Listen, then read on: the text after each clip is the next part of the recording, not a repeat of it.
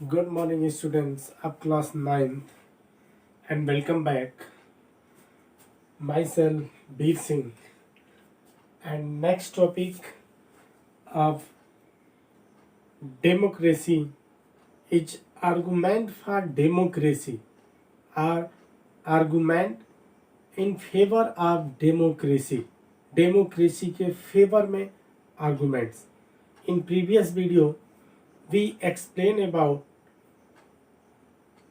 arguments against democracy, and in this video we will explain about arguments for democracy. Okay, so let us go. First, democracy has certain merits, and on the strength of these merits it has become the most prevalent form of government. Democracy है certain merit, democracy के कुछ certain merits हैं, निश्चित कुछ accurate इसके merits है, गुण है, and on the strength of these merits, और इस मेरिट के स्ट्रेंथ पे बेस पे it has become the most prevalent form of the government. Government के कुछ क्या है, कुछ प्रिवेलेंट फॉर्म है, कुछ उसकी रिस्पॉन्सिबिलिटी है. फर्स्ट देखिए, freedom of speech is a cornerstone of democracy. People discuss the problems thoroughly and openly express their opinion. Freedom of speech is the cornerstone of democracy. Freedom of speech, बोलने की आज़ादी, जो Indian constitution के fundamental right के article 19 में है, जिसके according press को आज़ादी मिली हुई है, जो मल्टीमीडिया है, प्रिंट मीडिया है, इनको आज़ादी मिली है. इसी के 19(1) के अकॉर्डिंग क्या होता है, हमें स्पीच की, अपनी भावनाओं को, जो हमारी स्पिरिट है, पैशंस है, उनको हम एक्सप्रेस कर सके. ये डेमोक्रेसी में पॉसिबल है. ओके, वही कह रहा है, इसमें क्या होता है कि पीपल डिस्कस कर सकते हैं एनी प्रॉब्लम्स के बारे में. आप प्रेसिडेंट को क्रिटिसाइज कर सकते हो, प्राइम मिनिस्टर को क्रिटिसाइज कर सकते हो, एनी इशूज पे कोई बिल प्रिपेयर हो रहा है तो आप डेमोक्रेसी में ही पॉसिबल है कि आप उसको क्रिटिसाइज कर सकते हो. ये आपका फंडामेंटल्स राइट्स है. एंड जो आपके ओपिनियन है उसको क्रिटिसाइज करने के अलावा आप अपने ओपिनियन, उस पर एक्यूरेट अपनी ओपिनियन प्रोवाइड कर सकते हैं, राय दे सकते. Second point, democracy treats everyone as equal. Democracy क्या करता है, सबके साथ एक समान व्यवहार करता है. Treat as equal all the people and every citizens had the right to decide who the vote for. और प्रत्येक व्यक्ति यह डिसाइड करता है कि किसे वोट प्रोवाइड किया जाए, किसे वोट दिया जाए. आप फ्री हो. इलेक्शन में जो भी आपको एबल कैंडिडेट्स मिले आप उनको वोट कर सकते हो, कोई बाउंडेशन नहीं.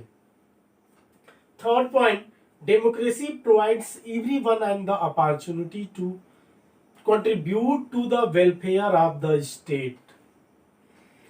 Democracy provides everyone an opportunity. Democracy all Indians peoples को, यानी डेमोक्रेसी में जितने रहने वाले लोग हैं उस डेमोक्रेटिक कंट्री में, सबको क्या करता है, अपॉर्चुनिटी प्रोवाइड करता है. आप इलेक्शन में पार्टिसिपेट कर सकते हो. आर्टिकल इंडियन कॉन्स्टिट्यूशन की फंडामेंटल्स आर्टिकल 16 के अकॉर्डिंग आप क्या कर सकते हो, डिफरेंट टाइप के जो जॉब्स हैं, जॉब्स में अगर आप उस स्टैंडर्ड को कंप्लीट करते हो जो मानक है, तो वह any caste, any religion, any language से रिलेटेड कोई भी व्यक्ति हो, मेल हो फीमेल हो, सबको क्या है, वह गवर्नमेंट जॉब पाने का अधिकार है. आप उसमें पार्टिसिपेट कर सकते हो.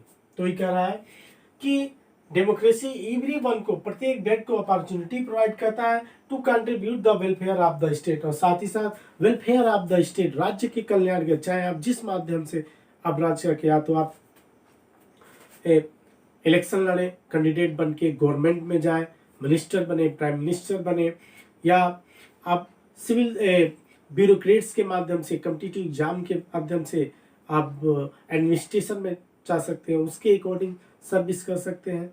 या अगर आपको डिफरेंट टाइप के आप एनजीओ चलाते हो, जो वेलफेयर वर्क हैं, जो नॉन गवर्नमेंटल ऑर्गेनाइजेशन होते हैं, डिफरेंट टाइप के, आप स्कूल ओपन कर सकते हो, सोसाइटी के बच्चों को, जो स्टूडेंट्स होते हैं उनको फ्री में एजुकेशन प्रोवाइड कर सकते हो।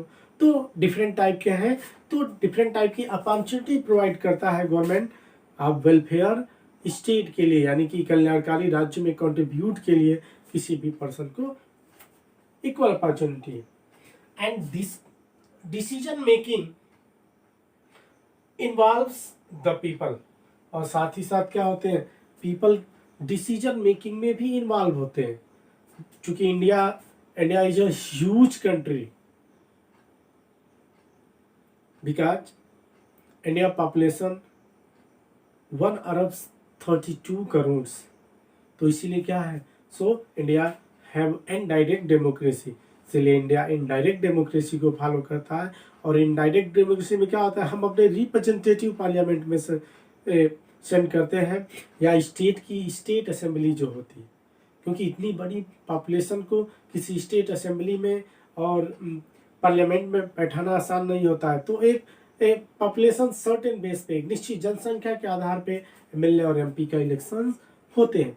बट जहाँ पे अदर कंट्रीज जो है, लाइक स्विट्जरलैंड की पॉपुलेशन लो है, इसीलिए वहाँ पे डायरेक्ट डेमोक्रेसी, पब्लिक क्या करती है, डायरेक्ट पार्टिसिपेट करती है रूल और रेगुलेशन प्रिपेयरिंग में। जो वहाँ की पार्लियामेंट रूल रेगुलेशन आती है तो पब्लिक डायरेक्ट पार्टिसिपेट करे, बट इंडिया में इट इज नॉट पॉसिबल, संभव नहीं है, क्योंकि India have a huge population. And next point, a democratic decision always involves many person and they are able to point out possible mistake in any decision। Democracy में क्या होता है, अगर कोई डिसीजन लेने में कोई चूक हो गई तो पीपल्स क्या करते हैं, पब्लिक क्या करती है, और जो भी इसमें पार्टिसिपेशन लोग हैं वो उस चूक की तरफ, रॉन्ग एक्टिविटीज की तरफ संकेत करते हैं और बताते हैं कि यहाँ पे गलती हो रही है। तो any mistake in any decision on which reduce the changes of the rash are irresponsible decision.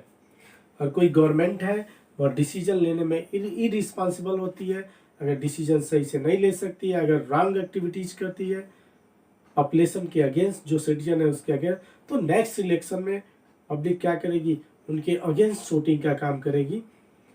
तो यह डेमोक्रेसी में ही पॉसिबल है, डेमोक्रेसी के फेवर में आर्गुमेंट्स है। And next topic, democracy, fifth point, democracy provides a method to deal with the differences and conflicts. Democracy provide a method, democracy क्या करता है, एक मेथड, एक तरीका प्रोवाइड करता है deal with the differences and conflicts. जो इंडिया जैसे देश में जो यूनिटी इन डाइवर्सिटी है, डिफरेंट टाइप के पीपल्स हैं, उनकी लैंग्वेज अलग है, रिलीजन्स हैं, फिर ट्राइब्स हैं, SC ST schedule tribes, schedule caste, different type की लैंग्वेज यहाँ पे बोली जाती है, डिफरेंट टाइप के फूड हैबिट्स हैं, ड्रेसेस हैं, तो एक डिफरेंट आइडेंटिटीज है इंडिया में। तो ये डेमोक्रेसी में ही पॉसिबल है। ये क्या करता है, इस डिफरेंट जो कल्चरल आइडेंटिटी है उसको डील करने का काम करता है, और साथ ही साथ जो कॉन्फ्लिक्ट है, चाहे वो कम्युनल कॉन्फ्लिक्ट हो या कास्ट कॉन्फ्लिक्ट हो, उनको कंट्रोल करने का काम करता है। And democracy give more power to the poor, democracy क्या करता है, जो पुअर्स पीपल है उन्हें अधिक पावर देता है। स्पेशली जब इंडियन कॉन्स्टिट्यूशन बनाया गया तो सोसाइटी में जो काफी सप्रेस क्लास थे, SC ST, उन्हें रिजर्वेशन प्रोवाइड किया गया, और साथ ही साथ आगे चल के जो सोशली जो बैकवर्ड क्लासेस थे उनको भी क्या किया गया, socially and educationally backward classes जो थे, सामाजिक और एजुकेशन रूप से, शैक्षणिक रूप से जो पिछड़े हुए थे, इनको भी 27% रिजर्वेशन प्रोवाइड करने का काम किया गया। तो एक इक्वलिटी प्रोवाइड करने की कोशिश की गई, उन्हें जो काफ़ी सोसाइटी की जो काफ़ी हाई प्रोफाइल लोग थे उनके पैरेलल लाने का काम किया गया। तो power to the poor and the backward to the wise their problem, जिससे वे अपने प्रॉब्लम्स को ऊपर उठा सकें and to participate in the working of the government, और गवर्नमेंट के वर्किंग में भी क्या कर सके, पार्टिसिपेट कर सके। इसलिए जो वुमेन्स है, वुमेन्स की भी पार्टिसिपेशन को बढ़ाने का काम किया गया।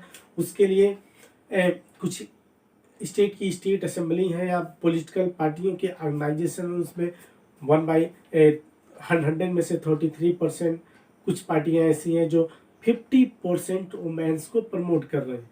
और जो गवर्नमेंट जॉब्स हैं, जो प्राइवेट कंपनियां हैं, लिमिटेड कंपनियां हैं, उसमें भी क्या है, वुमेन्स के लिए रिजर्वेशन प्रोवाइड किया गया। साथ ही साथ जो पार्लियामेंट के इलेक्शंस होते हैं, स्टेट असेंबली के इलेक्शन होते हैं, स्पेशली रूप से जो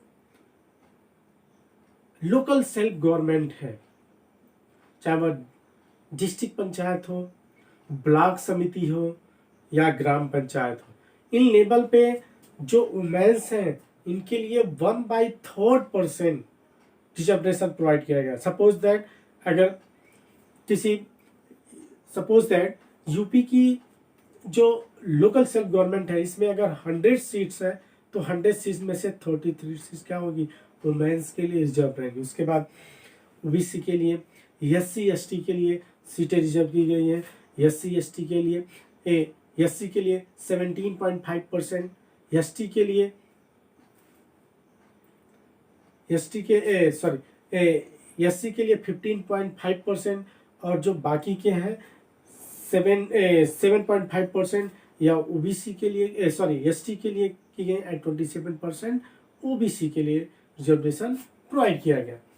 तो कंडीशन ये है कि लोकल सेल्फ गवर्नमेंट में वुमेन्स के साथ साथ जो सेपरेट क्लास है, एससी एसटी, और जो सोशली और एजुकेशनली बैकवर्ड क्लास है, उनके लिए भी रिजर्वेशन प्रोवाइड किया गया कि वो गवर्नमेंट में पार्टिसिपेट कर सके।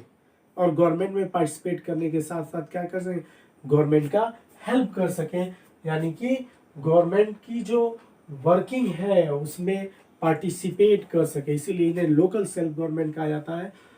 73 constitutional amendment bill 1993 and 74 constitutional amendment bill 1993 के द्वारा क्या किया गया, 1994 के द्वारा ग्राम पंचायत और जो सिटीज हैं वहाँ पे म्यूनिसिपल कॉरपोरेशन को, यानी कि लोकल सेल्फ गवर्नमेंट को सेट करने का काम किया गया। तो रिजर्वेशन का जो यानी कि जो सप्रेस क्लास हैं, जो बैकवर्ड क्लास हैं, इनको क्या किया गया, गवर्नमेंट में भी गवर्नमेंट में पार्टिसिपेशन को इंक्रीज करने के लिए जो स्कूल, शैक्षणिक जो एजुकेशनल इंस्टीट्यूशन है उनमें एडमिशन के लिए, और साथ ही साथ जो गवर्नमेंट जॉब्स है उसमें भी रिजर्वेशन प्रोवाइड करने के लिए इन्हें क्या किया गया, इन्हें कुछ सीटें रिजर्व करने का काम किया गया। तो ये रहा डेमोक्रेसी के फेवर में आर्गुमेंट कि कैसे डेमोक्रेसी क्या करता है, democracy is the better form of government. तो जितने पॉइंट रहे डेमोक्रेसी के फेवर में आर्गुमेंट थे। इसके पिछले वाले वीडियो में, प्रीवियस वीडियो में डेमोक्रेसी के अगेंस्ट आर्गुमेंट दिया गया था। तो आप इसमें इसको देखने के बाद टैली कर लीजिएगा, एकदम अच्छे तरीके से समझ में आए। Thank you. अब नेक्स्ट वीडियो में मिलते हैं।